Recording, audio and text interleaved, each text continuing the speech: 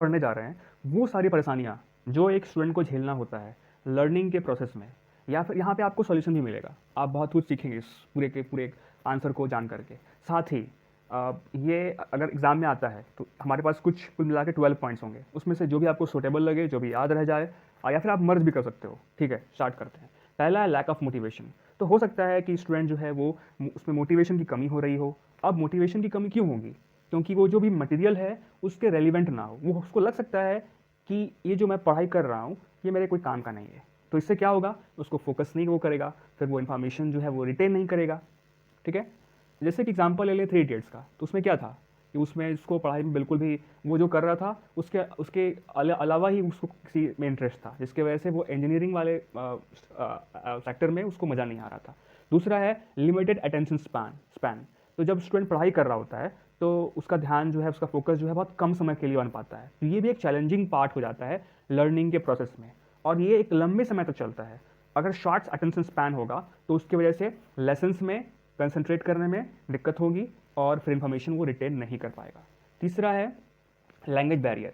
हो सकता है कि स्टूडेंट का लैंग्वेज जो है मदर टंग वो ना रहा हो जो जिसमें वो पढ़ रहा है। जैसे कि हो सकता है कि मराठी हो, या फिर अगर मैथिल लैंग्वेज में भाषा के में वो घर पे प्रयोग करता हो, लेकिन पढ़ाई हो रही है इंग्लिश में, जो उसके बिल्कुल पल्ले नहीं पड़ रहा है। तो इसकी वजह से क्या होगा, एक चैलेंज क्रिएट करेगा। और दूसरे स्टूडेंट क्या सोचेंगे कि एक तो पढ़ता ही नहीं है, लेकिन यहाँ हो क्या रहा है, उसको कुछ समझ में ही नहीं आ रहा है। हो सकता है कि 60% वो ग्रास्प कर रहा हो। ठीक है, तो दिमाग में कहाँ से घुसेगा, फिर कहाँ से एक तो एक लैंग्वेज एक बैरियर पैदा कर रहा है। यानी कि जो वो बैरियर, जैसे पुलिस बैरियर लगा देते हैं, बैरिकेड, आप तोड़ोगे तो फाइन लगेगा। अगला पॉइंट है लर्निंग डिसेबिलिटीज़। इससे पहले जो भी पढ़े तो सब में एक कॉमन ये बात है कि उसका कंसंट्रेट करने में प्रॉब्लम होगा और वो इन्फॉर्मेशन को रिटेन नहीं कर पाएगा। चौथा पॉइंट है लर्निंग डिसेबिलिटीज़। इसमें हो सकता है ना कि स्टूडेंट को कई कई प्रकार की छोटी मोटी या माइंड वाले कुछ प्रॉब्लम्स हों। जैसे कि एक हम लोग मूवी देखे थे तारे ज़मीन पे, तो उसमें क्या था कि उसको भी कोई प्रॉब्लम था, याद नहीं आ रहा मुझे अभी।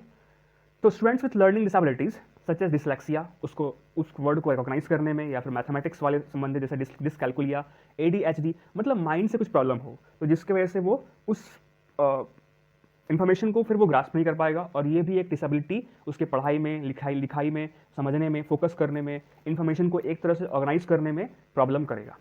हाँ, याद आ गया, ऑटिज्म नाम था उस मूवी में उसका, उस बीमारी का। तो ये सभी अगर कुछ परेशानियां होंगी तो कहाँ से लर्निंग करेगा। लेकिन उसके दूसरे जो छात्र स्टूडेंट्स हैं, मतलब उसके जो फ्रेंड्स हैं, वो सोचेंगे, क्योंकि उनको समझ में नहीं आता है, ये केवल बड़े समझ सकते हैं, तो वो बड़े होंगे तब वो समझेंगे। इससे और भी मुश्किल हो जाता है उस स्टूडेंट के लिए। फिफ्थ पॉइंट है इनसफिशिएंट स्टडी स्किल्स। तो हो सकता है कि ये स्किल उसमें कुछ स्किल्स की कमी हो। जैसे कि अगर हम लोग इस तरह को पढ़ेंगे तो जो भी सुनने वाले हैं उनको ये पक्का लगने लगेगा कि ये तो हमको ही प्रॉब्लम है ऐसा। जैसे कि नोट टेकिंग, या फिर टाइम मैनेजमेंट करने में, या फिर मेमोराइजेशन टेक्निक, यानी कि आप जो याद कर रहे हो वो टेक्निक आपको पता नहीं है। टेस्ट का कैसे प्रिपरेशन करेंगे वो आपको पता नहीं है। तो ये जो स्किल है, ये सारे स्किल, ये काफ़ी क्रूशियल स्किल्स होते हैं ताकि आप अच्छे से लर्न कर पाओ इफेक्टिव लर्निंग के लिए। और इसके बिना स्टूडेंट को बहुत स्ट्रगल करना पड़ता है क्या करने में, अंडरस्टैंड करने में और इन्फॉर्मेशन को रिटेन करने में। ये कॉमन है, इसको मैं अब नहीं बोलूँगा। सिक्स पॉइंट ये है ओवरवेलमिंग ओवरलोड। हो सकता है, सॉरी, वर्कलोड। हो सकता है कि टीचर्स के द्वारा बहुत सारा असाइनमेंट दिया जा रहा हो, या फिर काफ़ी सारे वर्क हों। इसके अलावा हो सकता है घर पे वो डांस क्लास कर रहा हो, पेंटिंग क्लास करवा रही हूँ उसकी मदर, उसकी ऑनलाइन क्लास करवा रही हूँ। तो उसको एक तो स्टूडेंट स्कूल वाला मैनेज करना है, फिर बाहर वाला वो सारे वर्क मैनेज करने हैं, फिर शाम में ट्यूशन भी वो ले रहा हो। तो सब मिल करके ना एक स्ट्रेस का माहौल बनाते हैं और उसको टाइम मैनेज करने में डिफ़िकल्टी होती है। फिर ये सभी मल्टीपल सब्जेक्ट को बैलेंस करने में और एक्स्ट्रा करिकुलर एक्टिविटीज़ को बैलेंस करने में टाइम तो बचेगा नहीं उसके पास। अब लर्निंग कैसे होगा, और जो पूरा का पूरा गड़बड़ करके रख देगा। सातवां पॉइंट है लैक ऑफ सपोर्ट। हो सकता है कि उसको घर पे सपोर्ट ना मिल रहा हो। सपोर्ट किस बात की, जाओ बेटा पढ़ो, ये नहीं, टीवी चल रहा हो बगल में, पूरे उसके जो अंकल जी हैं या पूरे ज़ोर शोर से पूरे बात कर रहे हो, घर पे वैसा माहौल नहीं दे रहे हो, सपोर्ट नहीं कर रहे हो, और फिर गाइडेंस की भी कमी हो, कोई गाइड ना कर रहा हो, कोई इंकरेज ना कर रहा हो। आठवां पॉइंट है peer pressure and social distraction. तो यहाँ पे उसके जो फ्रेंड्स हैं उनको पीयर बोलते हैं। तो वो प्रेशर बन रहा हो कि सोशलाइज करने में, अपने आप को फिट करने में, मतलब कि मैं फिट हो जाऊँ सोसाइटी के हिसाब से। वो जो पड़ोस के जो वर्मा जी हैं, उनके जो बेटे हैं वो काफ़ी अच्छा परफॉर्मेंस दे रहे हैं पढ़ाई में अपने, तो शर्मा जी को भी समस्या हो रही है, वो भी अपने बच्चे को बोल रहे हैं, अरे तुम क्या कर रहा है रे, वो कितना अच्छा नंबर ला रहा है, कितना अच्छा पढ़ रहा है, तो फिर उसको फिट करना चाहेगा अपने आप को, खुद को। तो यहाँ पे भी ये समस्या भी, और फिर समाज से फिर डिस्ट्रैक्शन इस प्रकार का हो सकता है, कंसंट्रेट नहीं कर पाएगा। 9th पॉइंट है लिमिटेड एक्सेस टू टेक्नोलॉजी।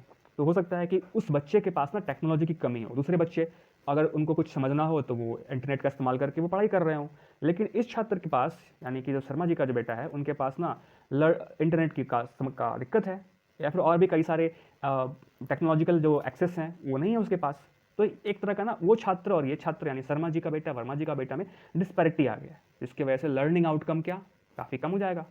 लेकिन वो जो दूसरे पड़ोस का जो बेटा है वो तो हंसेगा, बोले किसको तो पढ़ता ही नहीं है, वो समझेगा नहीं क्योंकि वो छोटा है।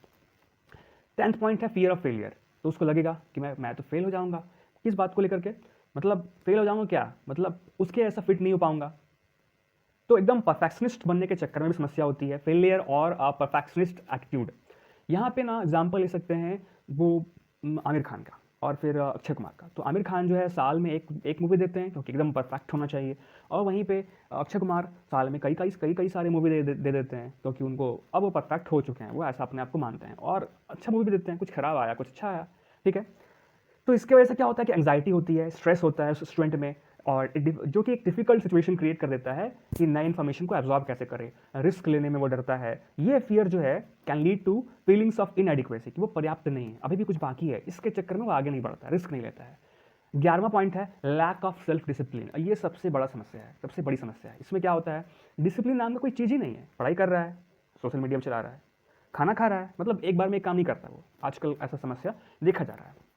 तो उसमें कंसिस्टेंसी की कमी है, पढ़ाई कर रहा है फिर सोचता है चलो बाहर चलते हैं, कुछ थोड़ा पेड़ पौधा पे कुछ ध्यान देते हैं, देखते हैं वो चिड़िया कितनी मस्त चचा रही है, देखते हैं उससे बात, उसको देखते हैं किस कलर की है, अच्छा वाह, अरे फूल, ये कुछ भी, या फिर कहीं आवाज़ आए, अरे आवाज़ कहाँ से आया, तो उड़ जाता है उसको देखने के लिए। और ऑर्गेनाइजेशन की कमी या फिर डेडिकेशन की कमी हो सकती है।